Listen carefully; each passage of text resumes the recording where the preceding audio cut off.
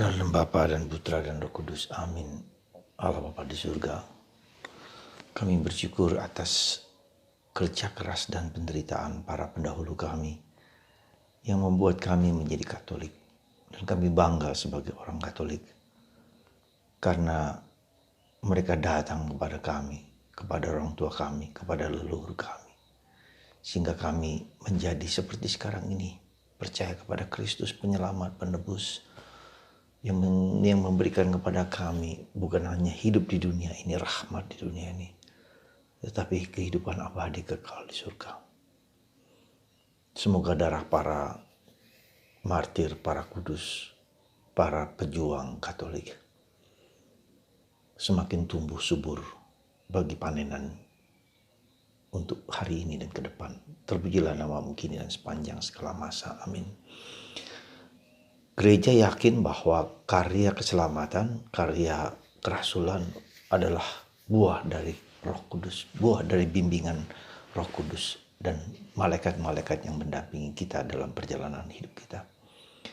Di sanalah menurut saya yang paling penting adalah kemampuan kita untuk mendengarkan dan mendengarkan. Berkali-kali Yesus mengatakan, perhatikan telingamu, mendengarkan. Maka para rasul mendengarkan suara malaikat, suara Roh Kudus untuk berkarya kemanapun juga, dimanapun juga, dengan sangat jelas bimbingan itu mengatakan pada mereka untuk melakukan hal-hal tertentu. Kata mendengarkan di zaman ini, di saat ini merupakan sesuatu yang sangat-sangat berat, sangat-sangat sulit. Karena mendengarkan membutuhkan sesuatu, apa yang kita sebut dengan keheningan batin. Kita disibukkan dengan berbagai macam daya tarik pesona yang luar biasa di sekitar kita. Dengan segala sesuatu yang indah dan menarik. Dan itu memikat orang, membuat orang terpesona pada sesuatu yang di luar dirinya. Sehingga Roh Kudus yang dalam diri kita sering kali dan banyak kali kita tidak dengarkan. Sehingga kita mengikuti apa yang kita mau, apa yang kita inginkan. Tidak berani berkorban, tidak mau berkorban, tidak mau menderita. Ya, maka saudaraku terkasih, Bunda Maria meminta kita 15 menit setiap hari kita luangkan untuk mendengarkan sabda Tuhan, untuk mendengarkan suara Roh Kudus, untuk mendengarkan suara Allah. 15 menit sebetulnya tidak cukup, tetapi itu sudah menunjukkan sesuatu, ya, supaya kita semakin mendengarkan suara Allah dan membuat kita bahagia. Dan Bunda Maria, kalau Anda perhatikan, ketika kabar malaikat itu ya, disampaikan, Bunda Maria mendengarkan dengan penuh perhatian, dengan penuh cinta, dengan penuh kasih. Sehingga ia tahu terjadi dialog batin antara Bunda Maria dengan malaikat Gabriel. Sekali lagi saudaraku yang terkasih, mari kita berikan waktu, berkorban secara waktu untuk diam, hening, mendengarkan suara Tuhan, gemuruh hati kita yang seringkali tergoda oleh banyak hal yang mempengaruhi kita, membuat kita semakin kacau balau karena begitu banyak hal yang memikat dan menarik kita. Dan akibatnya kita tidak bahagia, akibatnya kita menjadi gelisah, menjadi cemas, menjadi takut.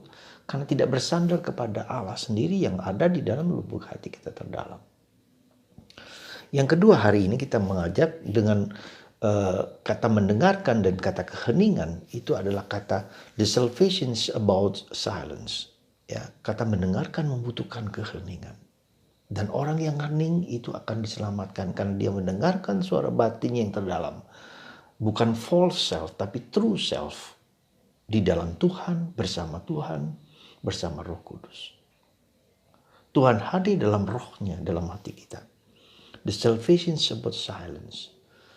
Dan hari ini kita mendengarkan bahwa Yesus mengatakan kalau yang kuberikan itu adalah dagingku, makananku kepadamu untuk memuaskan rasa lapar, rasa haus kita. Ya. Jadi begitu luar biasa Yesus mengatakan, dan kita tidak akan mati ketika kita memakan tubuh Kristus, darah Kristus. Dan ini sungguh luar biasa pernyataan Kristus yang sangat berani, yang membuat orang Yahudi begitu marah, begitu kecewa. Daging makan daging. Yesus vampire, pemakan manusia. Tapi itulah saudara, pernyataan yang sangat berani, yang luar biasa untuk memenuhi kebutuhan akan kelaparan dan kehausan manusia. Air dan roti hidup.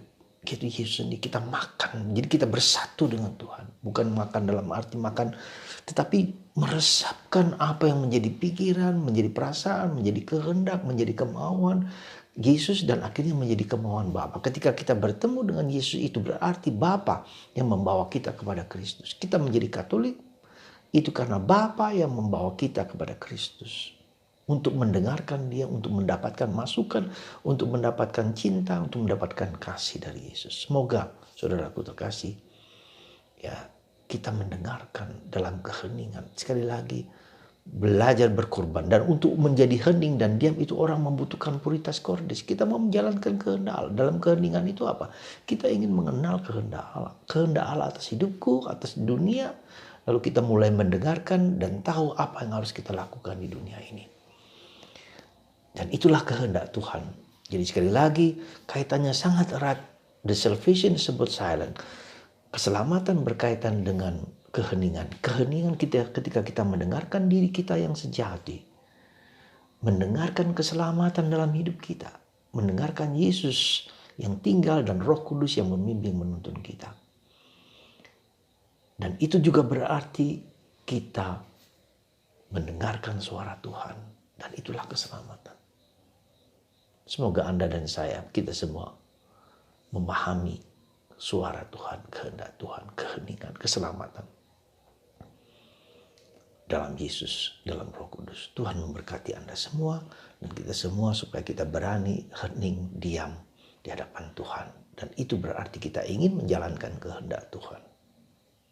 Kehendak Allah satu-satunya yang menjadi makanan, yang menjadi keselamatan, menjadi kekuatan dalam hidup kita. Tuhan memberkati Anda semua dan kita semua. Dan bagi Anda yang sakit, disembuhkan oleh kuasa Allah lewat tangan hambanya ini.